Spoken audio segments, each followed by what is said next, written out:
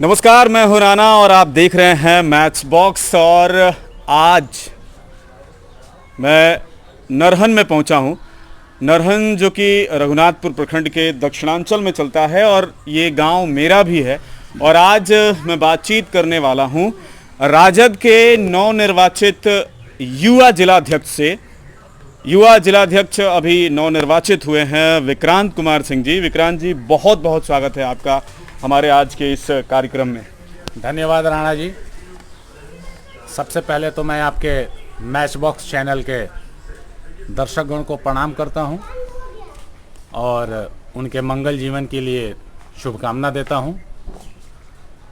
आपका भी बहुत बहुत आभार, बहुत बहुत धन्यवाद जो आप अपने चैनल के माध्यम से हमें अपने विचार को आम जन के बीच में प्रस्तुत करने के लिए प्रेरित किया। धन्यवाद राणा जी। विक्रांत सिंह जी, जहाँ तक मैं आपको जानता हूँ कि आप एक पढ़े लिखे युवा हैं और आपकी जो पढ़ाई लिखाई हुई है काफ़ी उच्च स्तर तक हुई है। तो हम आपसे थोड़ा सा व्यक्तिगत बातचीत करेंगे कि आपकी शुरुआती पढ़ाई लिखाई जो हुई है वो कहाँ से संपन्न हुई, आगे आपने किस तरह से पढ़ाई की और कहाँ तक आपने पढ़ाई की है। बचपन में बाल्यकाल का मेरा जो शिक्षा दीक्षा था वो बलिया में कॉन्वेंट विद्यालय, कॉन्वेंट विद्या भवन, वहाँ से मैं 6 तक पढ़ा। तत्पश्चात मैं अपने गांव आ गया कुछ स्वास्थ्य के कारणवश, और मैंने अपना 10th क्लास यहाँ अपने क्षेत्रीय राजपुर उच्च विद्यालय से किया। प्रथम श्रेणी से काफ़ी अच्छे अंकों के साथ 73% अंक के साथ मैं उत्तीर्ण हुआ यहाँ से। तत्पश्चात मैं अपना इंटरमीडिएट अनुग्रह नारायण सिंह कॉलेज पटना से किया। उसके बाद ग्रेजुएशन के लिए मैं पूर्व का ऑक्सफोर्ड माने जाने वाले इलाहाबाद विश्वविद्यालय में प्रवेश लिया और वहाँ से मैंने अपना ग्रेजुएशन कंप्लीट किया। आगे की पढ़ाई के लिए मैं दिल्ली चला गया और दिल्ली विश्वविद्यालय के साउथ कैंपस में स्थित हिंदी पत्रकारिता संस्थान, वहाँ से मैंने पत्रकारिता किया। इस बीच मैंने सिविल सेवा की तैयारी की। बिहार लोक सेवा आयोग, यूपीएससी सभी परीक्षाओं में मैं शामिल हुआ और परीक्षा के अंतिम पायदान तक मैं पहुंचा, लेकिन किसी कारणवश, जिस कारणवश मेरा चयन नहीं हो पाया। उसके बाद से मैं राजनीतिक सामाजिक जीवन में सक्रिय हूं और यही मेरे शिक्षा दीक्षा के बारे में जो आप जानकारी उपलब्ध है। थोड़ी सी जानकारी मैं चाहूँगा राजनीति के बारे में। चूँकि आपने सिविल सेवा की तैयारी की, आपके परिवार में जो आपका व्यक्तिगत बैकग्राउंड रहा है उसमें कोई राजनीतिक व्यक्ति नहीं है, तो आपने राजनीति की तरफ क्यों रुख किया? राजनीति में आने के पीछे का कारण क्या है?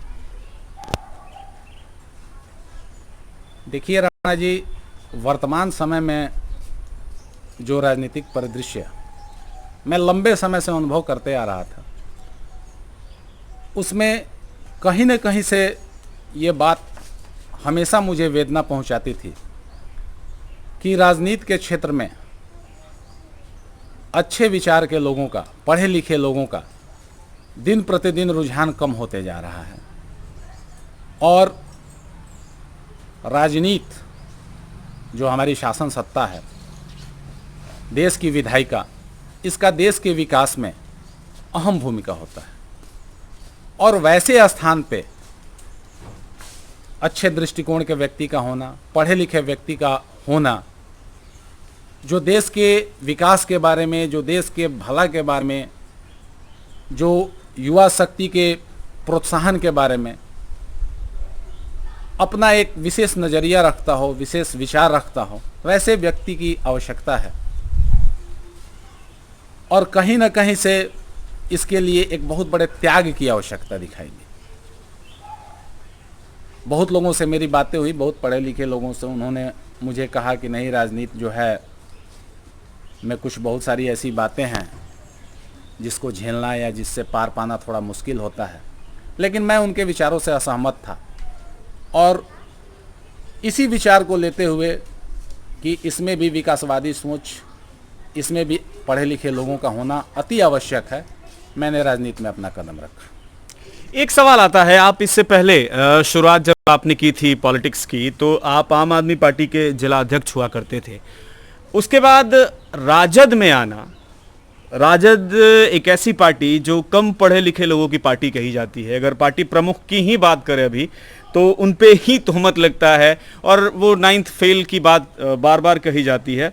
तो आप जैसा पढ़ा लिखा युवा राजद जैसी अनपढ़ों की पार्टी में, जो कि तथाकथित बातें हैं, बिहार में लोग कहते हैं, मैं ये नहीं कह रहा हूं कि अनपढ़ लोग ही सिर्फ हैं इस पार्टी में, लेकिन आम जनमानस की धारणा यही है कि ये अनपढ़ों की पार्टी है।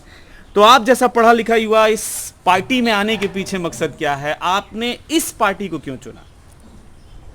यहाँ पे राणा जी, मैं थोड़ा सा आपके विचार से असहमत हूँ और मैं उसका तर्कसंगत कारण भी बताऊंगा आपको। जी। पहले तो मैं अपने बारे में बता दूं कि शुरू से ही मैं समाजवादी विचारधारा से बहुत ही प्रभावित और व्यक्ति रहा हूं। अपने पूरे अध्ययन काल में संविधान का मैंने बहुत ढंग से अध्ययन किया और मुझे ये लगा कि अपने देश में एक समरस समाज,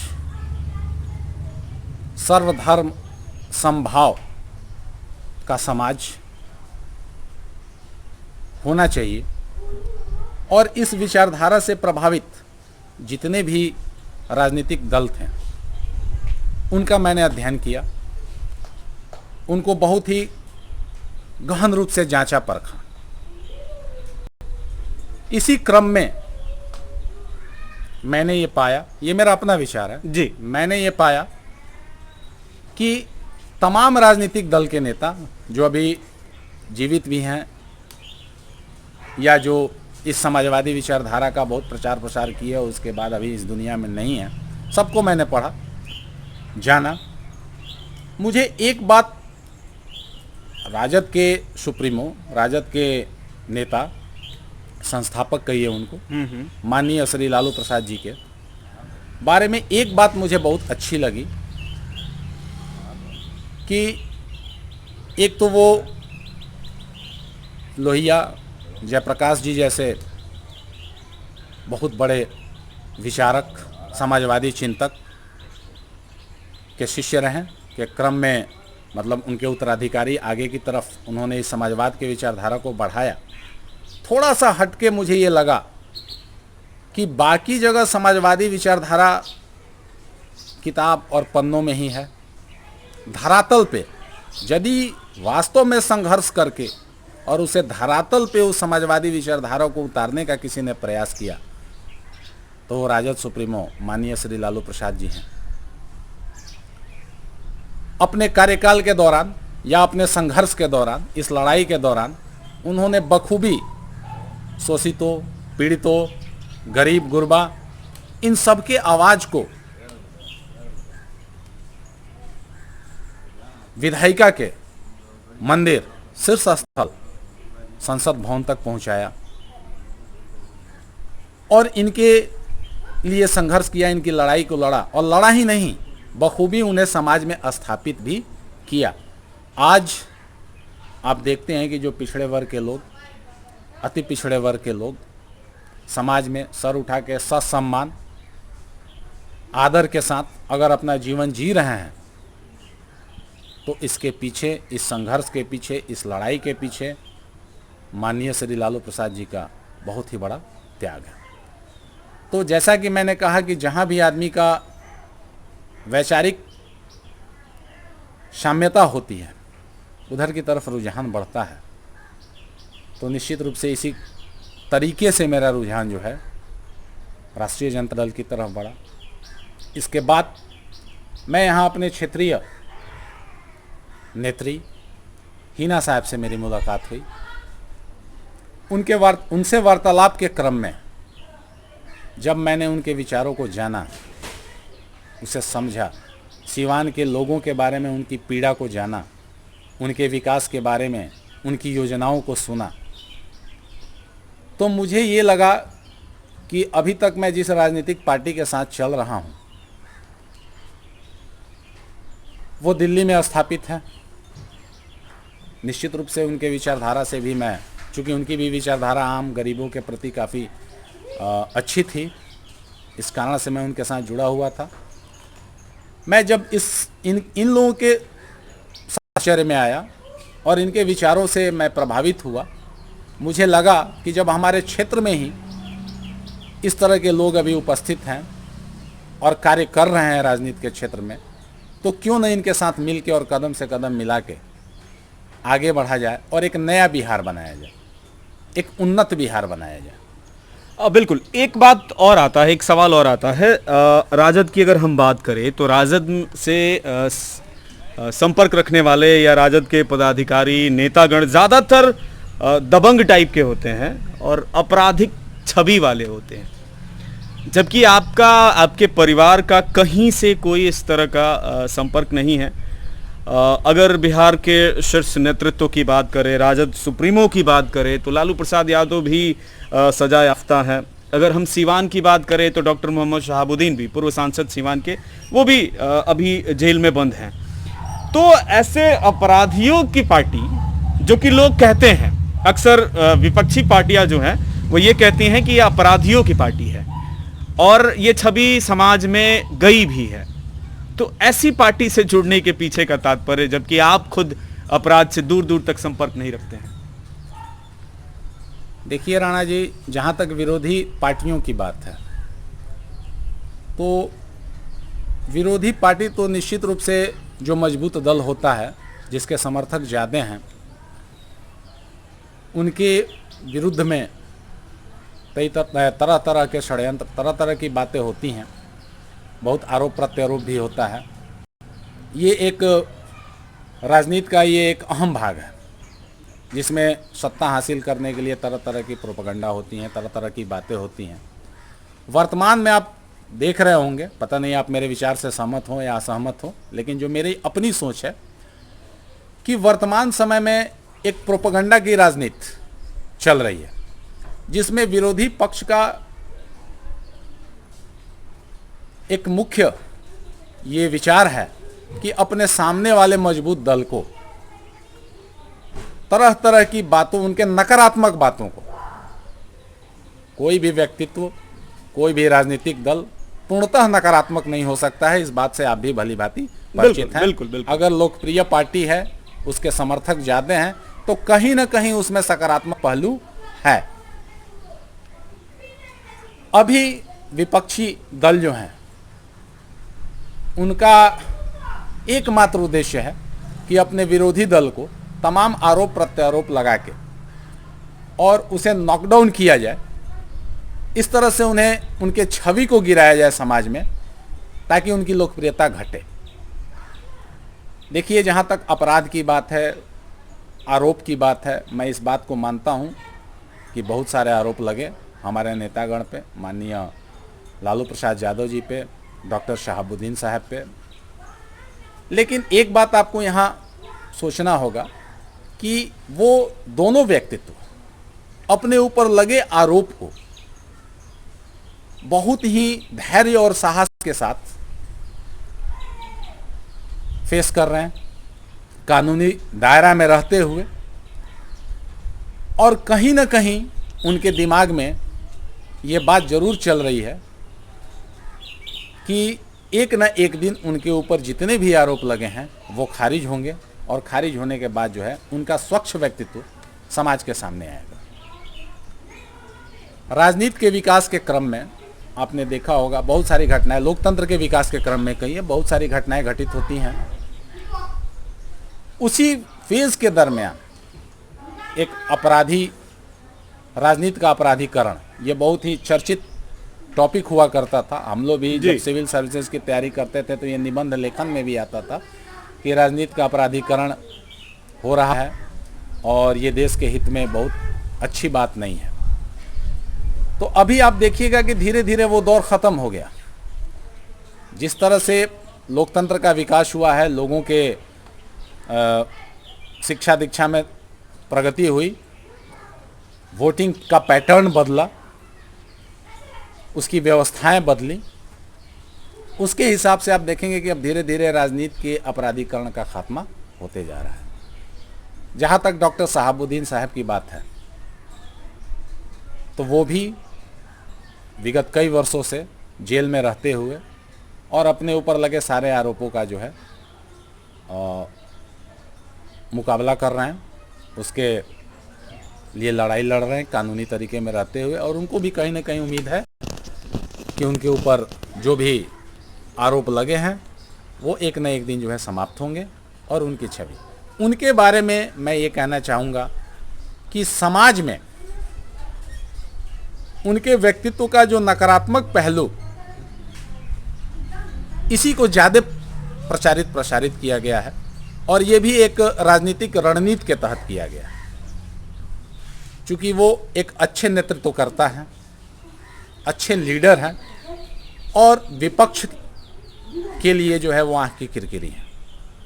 राष्ट्रीय जनता दल के एक मजबूत स्तंभ है, इसलिए उनको नॉकडाउन करने के लिए उनके नकारात्मक छवि को समाज में काफ़ी प्रसारित किया जाता है और उनके सकारात्मक जो पहल हैं, उनके जो सकारात्मक विचार थे, उसको ढक दिया जाता है, उस पर पर्दा डाल दिया जाता है। डॉक्टर मोहम्मद शहाबुद्दीन, डॉक्टर सब लगा है उनके नाम के पहले। उन्होंने पीएचडी किया है और सिर्फ डिग्री हासिल नहीं किया है, उनके पास एक अध्ययनशील प्रवृत्ति है। उनका अपना व्यक्तिगत लाइब्रेरी में, जिसमें विभिन्न धर्मों की किताबें हैं, देश का संविधान है।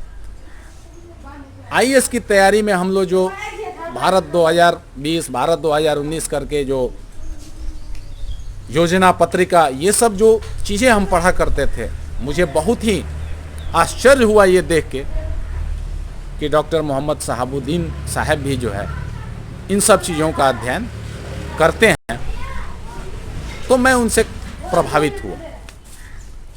जब उनसे उनके विचारों को, उनके बारे में जाना, तो मैंने देखा कि सभी धर्मों के ग्रंथों का अध्ययन है उन्हें, साहित्य पर अच्छी पकड़ है। तो निश्चित रूप से उनके व्यक्तित्व में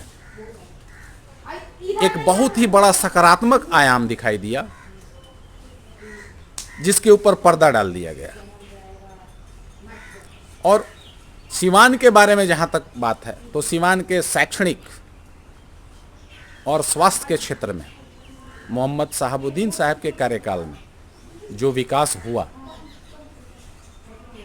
उसको देखते हुए ये कहा जा सकता है कि सिर्फ और सिर्फ आपराधिक प्रवृत्ति का व्यक्ति या आपराधिक सोच वाला व्यक्ति इतना उन्नत कार्य नहीं कर सकता। आज आपको सीवान में, चाहे वो विद्या भवन महिला कॉलेज हो, मोनुल हक स्टेडियम हो, इंजीनियरिंग कॉलेज हो, ऐसे तमाम बहुत सारी संस्थाएं हैं। मोनुल हक स्टेडियम नहीं, राजेंद्र स्टेडियम, राजेंद्र स्टेडियम नाम थोड़ा सा वो अभी जी मिस कर गया मैं। तो राजेंद्र स्टेडियम, ये जितने भी कार्य हुए वो किसके समय में हुए? वो मोहम्मद डॉक्टर शहाबुद्दीन साहब के समय में हुए। और मैं ये लिखित दस्तावेज है इसका कि कोई बिहार का सांसद जिसने 100% अपने सांसद निधि का प्रयोग जन कल्याण हेतु किया हो, तो वो डॉक्टर मोहम्मद शहाबुद्दीन साहब है।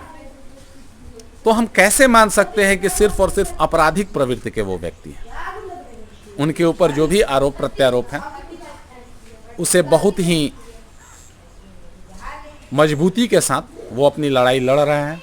और शीघ्र ही ये बात, उनके व्यक्तित्व का जो भी सकारात्मक पहलू है, ये खुल के समाज के सामने आएगा। और मैं ऐसा आशा करता हूँ, शुभकामना भी देता हूँ कि ये उनके जितने भी विचार हैं, जो युवाओं के विकास के लिए, बिहार के विकास के लिए, बिहार के गरीब जनता के विकास के लिए, वो लोगों के बीच आए और उसे कार्य रूप दिया जाए। और उसे हम जैसे युवा ही मिलकर कार्य रूप दे सकते हैं। ये बहुत अच्छी बात है कि आप जैसे पढ़े लिखे लोग जब राजद जैसी पार्टी में आएंगे तो सकारात्मक बातों की चर्चा होगी और सकारात्मक चीज़ों की चर्चा होगी। अभी हम अगर बात करें शीर्ष नेतृत्व की बात करें और राजद की बात करें तो नए चेहरों को लाया जा रहा है, नए लोगों को, पढ़े लिखे लोगों को राजद जैसी पार्टी में ज्वाइन करवाया जा रहा है। क्या अभी तैयारी चल रही है राजद के शीर्ष नेतृत्व की भविष्य को लेकर, क्योंकि लोग विधानसभा का चुनाव होने वाला है और इस बार की अगर हम बात करें तो राजद काफ़ी अच्छी स्थिति में है, जो पब्लिक में चर्चा है उसकी हम बात करें तो अभी की क्या योजनाएं हैं पार्टी की, किस तरह से पार्टी इस चुनाव को देख रही है, या विकास को लेकर के, रोजगार को लेकर के किस तरह की चीज़ें, किस तरह की तैयारी चल रही है? देखिए राणा जी, आपने जैसा कहा कि राजद के ऊपर ये आरोप है कि वो कम पढ़े लिखे लोगों की पार्टी है, आपराधिक प्रवृत्ति वाले लोग उसमें हैं, अच्छे लोगों का अभाव है। तो ये जो विपक्ष का या जो समाज में एक राजद की छवि जो बनाई जा रही है, सबसे पहले तो हम लोगों का प्रयास ये है कि इस छवि को तोड़े हम लोग। चूँकि हमारे विचार, हमारा आइडियोलॉजी बहुत उन्नत है, उत्तम है, इसमें कार्य करने वाले लोग भी अच्छे हैं। तो पहला हम लोग का स्ट्रेटजी है, अभी जैसे हमारे माननीय यहाँ बिहार में जो हमारे नेतृत्व करता है माननीय तेजस्वी यादव जी, इनका ये विचार है कि A to Z, जैसे एक पहला आरोप है पार्टी के ऊपर कि पार्टी जातिवादी है या किसी एक जात को जो है या एक मतलब एक खास नजरिए से एक खास वर्ग को जो है लेके चलती है, तो ऐसा नहीं है। राजद तेजस्वी जी के नेतृत्व में A to Z का फॉर्मूला, A to Z का मतलब कि प्रत्येक जाति से, अब हम जाति में नहीं बल्कि एक जमात में विश्वास रखते हैं। प्रत्येक जाति से हम अपने दल में लोगों को जोड़ रहे हैं, अच्छे लोगों को जोड़ रहे हैं, ताकि बिहार के विकास में, एक नया बिहार बनाने में सभी लोगों के विचार का सार लेकर और उस पर हम आगे बढ़ सकें। अभी जो बातचीत हमारी हो रही थी ये विक्रांत सिंह जी से हो रही है और विक्रांत सिंह जी राजद के युवा जिलाध्यक्ष हैं। तो ये जो चर्चा है हमारी, ये चर्चा लगातार ऐसे ही जारी रहेगी। इस चर्चा का दूसरा पार्ट बहुत जल्द आने वाला है, तो आप चैनल को देखिएगा ज़रूर, और अभी तक मैच बॉक्स को सब्सक्राइब नहीं किया है तो कर लीजिए। इसका पार्ट 2 बहुत जल्द मिलेगा आपको देखने के लिए। तब तक बने रहिए, खुश रहिए, स्वस्थ रहिए और ख़ुद को बचा के रखिए।